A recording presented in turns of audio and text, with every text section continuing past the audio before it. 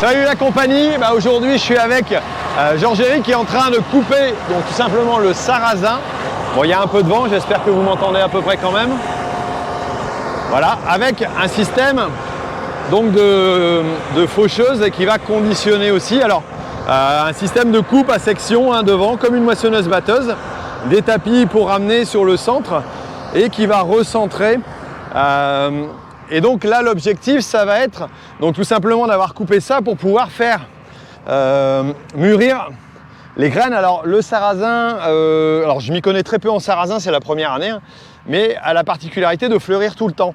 Donc à un moment donné il faut se décider à savoir quand est-ce qu'on va le récolter, et je vous expliquerai aussi pourquoi je le fais à cette période-ci. Mais voilà, donc là on le met, ça va sécher pendant une semaine, 10 jours, on verra ça après, et ça va permettre aux graines, voilà, qu'on voit ici. Alors il y en a des noires, donc qui sont certainement à peu près sèches, mais il y en a encore des vertes, et si elles sont suffisamment matures, elles vont finir donc par sécher, et on pourra les récolter au niveau de la batteuse. Alors bon, là il y a du lait, ça va être compliqué. On disait c'est là où c'est pâteux, voilà, là elle est pâteuse, celle-ci elle risque de sécher, alors on perdra peut-être un peu de rendement, mais en tout cas on ne peut pas laisser ça concrètement tout le temps. Donc voilà un petit peu l'utilité. Allez, on va aller faire un petit tour dans la machine pour voir à quoi ça ressemble et comment ça fonctionne.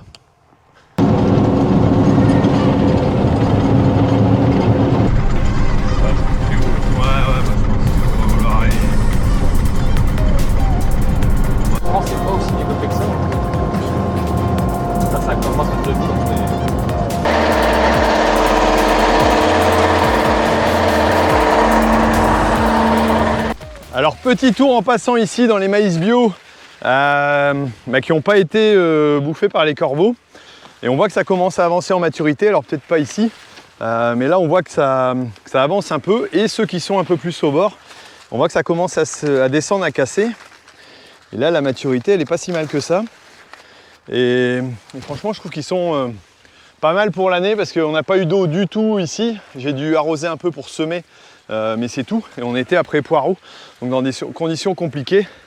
Voilà, donc voilà, ça se tient plutôt. Et là voilà le reste, et le sarrasin qui lui a été ressemé après, et on voit qu'ici en plein champ il n'est pas si mal que ça. Voilà, il y a encore du vert. Maintenant, est-ce qu'il aurait fallu attendre un peu avant de le récolter? Je ne sais pas, vous pouvez peut-être me le dire aussi si vous connaissez un peu mieux cette culture. Mais après on part en saison un peu plus tard, et c'est ce qui me faisait peur, parce qu'ici dans le nord, forcément pour sécher quand c'est parti à la pluie, c'est pas toujours évident. Mais bon, ça c'est des choix, on verra bien cette année ce que ça donne, en espérant qu'il y ait un peu de rendement. Allez, petit passage autour du champ. Là je viens de faire le tour du champ de maïs, et avec un apiculteur on s'était arrangé donc pour placer ici des ruches, étant donné que le sarrasin est très bon, j'allais dire au niveau alimentation des abeilles, et en même temps le sarrasin a besoin d'insectes tout simplement pour la pollinisation, d'insectes pollinisateurs, dont les abeilles, dont d'autres aussi. D'ailleurs c'est pour ça que je faisais attention dans mes traitements insecticides au niveau poireaux, de bien le faire dans des temps qui sont respectueux des abeilles pour pas leur nuire. Et voilà, donc a été placé ici 3 lots de 4, 3 x 4, 12 normalement, ruches. Voilà pour cet ensemble qui comporte environ 4 à 5 hectares, 4 hectares à peu près de sarrasin. Et là on voit bien qu'il y a une belle animation. Alors parfois ça me fait rire quand j'entends des gens qui disent qu'on est contre voilà, l'écologie ou la nature. Non, on travaille avec, étant donné que voilà, ici ces insectes pollinisateurs, et entre autres les apiculteurs qui gèrent ces abeilles, tout simplement travaillent de concorde avec nous agriculteurs pour pouvoir tout simplement avoir les meilleurs résultats. Et là on voit que ça grouille d'abeilles ici autour. Bon, ça me fait pas trop peur, mais quand même je vais pas y rester trop longtemps. La machine est en train d'apparaître là-bas au bout.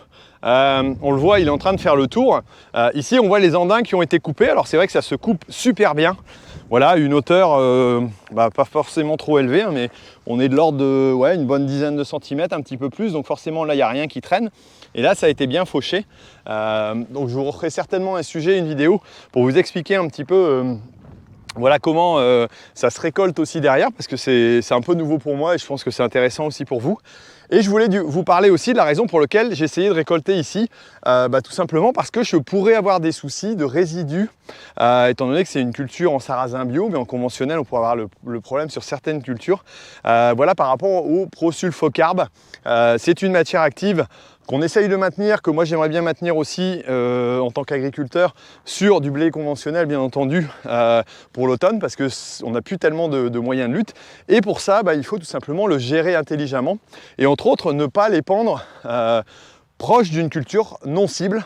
Entre autres, le sarrasin en fait partie, il y en a d'autres, hein, voilà, il y a aussi des vergers, tout ça, et donc ça, il faut faire attention. Et pour ça, moi j'ai découvert, là, il y a peu de temps, Calicible, donc qui est tout simplement un site sur lequel vous pouvez aller chercher, vous allez sur votre moteur de recherche comme moi, et vous allez tout simplement aller voir comment ça se passe et on va vous expliquer exactement l'utilisation de Calicible. C'est relativement simple, hein, en trois clics, on arrive à savoir par exemple si on peut se permettre de traiter. Donc là, je suis allé dans mon secteur. Si jamais j'avais une parcelle à traiter avec du pro-sulfocarbe, vous connaissez certainement les matières actives qui correspondent à ces produits-là, et je vais aller sur ma carte, voilà, comme ici.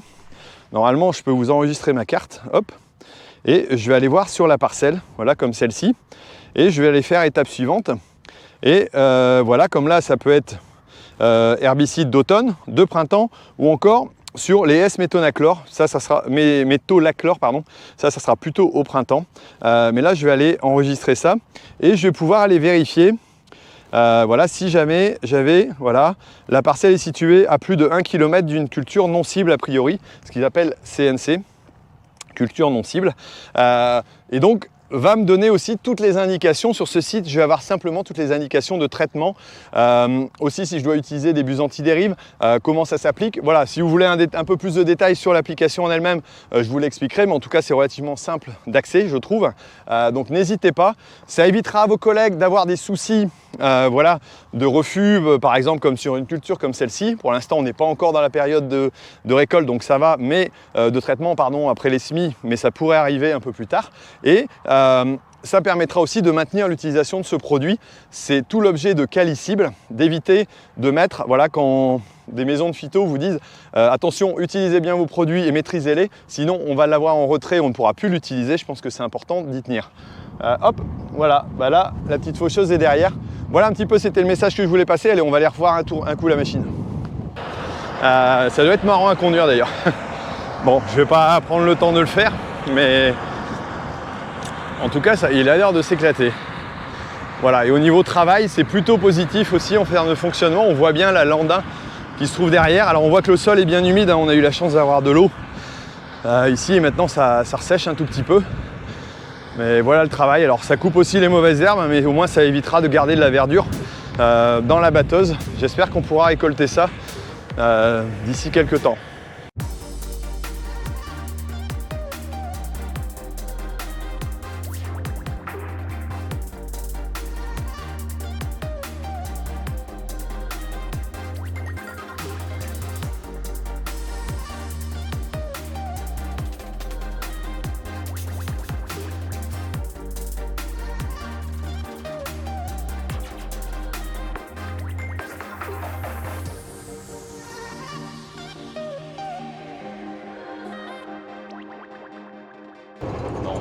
C'est incroyable comme ça passe bien dans la machine, on en parlait tout à l'heure, mais pour une coupe à section, on dirait que ça fauche comme une faucheuse à 10, quoi. Ouais. Et là, en termes de matière, c'est vrai qu'il y a un peu... Ça se coupe pas et tout, hein. Non, ça va, je peux aller plus vite. Il n'y a pas d'égrenage. Après, il faut que les tapis sachent ramener le produit au milieu. D'accord. Là, ça va à peu près? Ouais, c'est bien. Tant que ça passe, tu sais dire ta vitesse, non? Tu sais pas là-dessus? Non. Non. C'est tout à l'œil. Tout à l'œil. C'est une machine pour les professionnels, tout à l'œil et à l'oreille. Ouais, je sais pas comment c'est une nouvelle machine, mais je connais le tarif. Bon, ça fait le taf. Hein. Ouais, mais une nouvelle machine, c'est quand même 150 ah oui, j'imagine. Ouais, j'imagine, ouais. Un gros fauché, ça fait un peu cher. Non, mais j'y vois là pour... ça fait le travail, quoi. Ouais, peut-être que si tu te tapes 3 mois de machine comme ça sans arrêt, encore ça va, t'as de l'air là. Ouais, il y a clean, la radio. Il y a la radio et tout. Il y a clean, c'est pneumatique. Non, mais c'est confort. Il n'y a que le passager hein, qui est... Ça va? Pour le passager, c'est un peu gênant. Ouais, ça... Bon, c'est parce que... Ouais, t'as... Et là, après... Vas-y. Amuse-toi. Ah ouais, c'est à l'envers, c'est à l'envers. Bon, allez. C'est ce que tu vas faire? Je vais aller faire un tour dans dans la luzerne, c'est à moi à côté. Donc. Tour marche avant. Ah ouais, c'est à l'envers, oui. Donc ouais, c'est trompeur quand même. Ouais. C'est pas comme une batteuse. Hein. Ça ressemble un peu, mais waouh. Mort de rien. Waouh. Ouais. Bah ça va, il voit pas devant ce que je fais. Je suis devant maintenant. Ouais, vas-y. Montre que je conduis droit quand même. Hein? Bon, là par contre, je suis un peu bas. Ouais, bah après que je suis bourré, ça va pas s'arranger. Parce qu'après, on doit reprendre les andins en arrière.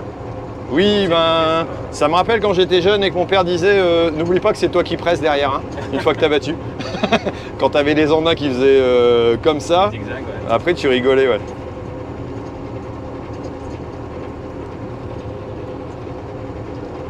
Et donc, quand on va reprendre l'andin avec le pick-up, on va le reprendre dans le même sens que le fauchage. D'accord. C'est les graines, les aiguilles vont vers l'avant. En fait. Ouais, d'accord. Il y a un sens. Ça y est, ben, j'ai quand même réussi à le conduire. Alors voilà, c'est un système de fauchage. Alors on disait, alors on voit comment ça tourne bien, hein, c'est dingue. Hein. Et là, bon, il a plus l'habitude que moi. Et c'est vrai que ça laisse un andin tellement large qu'au niveau séchage, par rapport à d'autres systèmes, on est plutôt bien. Là, il est encore immatriculé en Angleterre, étant donné que c'est un véhicule qui vient d'Angleterre. Voilà. Bah écoutez, moi j'espère que vous avez apprécié cette vidéo, de découvrir un petit peu autre chose. Moi aussi j'ai découvert. Comme d'hab, j'ai bien voulu conduire, il accepte. Eh ben, la batterie apparemment s'est coupée, je sais pas où on en était, mais en tout cas merci d'avoir suivi ça. Moi j'ai beaucoup apprécié de pouvoir conduire cet engin-là, c'était vraiment super sympa. J'espère que vous aussi, n'hésitez pas à vous abonner, à mettre un j'aime et puis à me dire ce que vous en avez pensé. Si vous connaissez mieux la culture que moi, donnez-moi des petits conseils, peut-être ce que vous avez pu voir, ça pourra m'aider aussi certainement. Voilà, c'est le but aussi de partager sur cette chaîne tout simplement ce qu'on connaît pas, pour ceux qui ne connaissent pas l'agriculture, mais pour ceux qui la connaissent aussi un peu mieux. Allez, moi je vous laisse et puis je vous dis à très bientôt pour une autre vidéo sur Agriculteur d'aujourd'hui. Et ciao!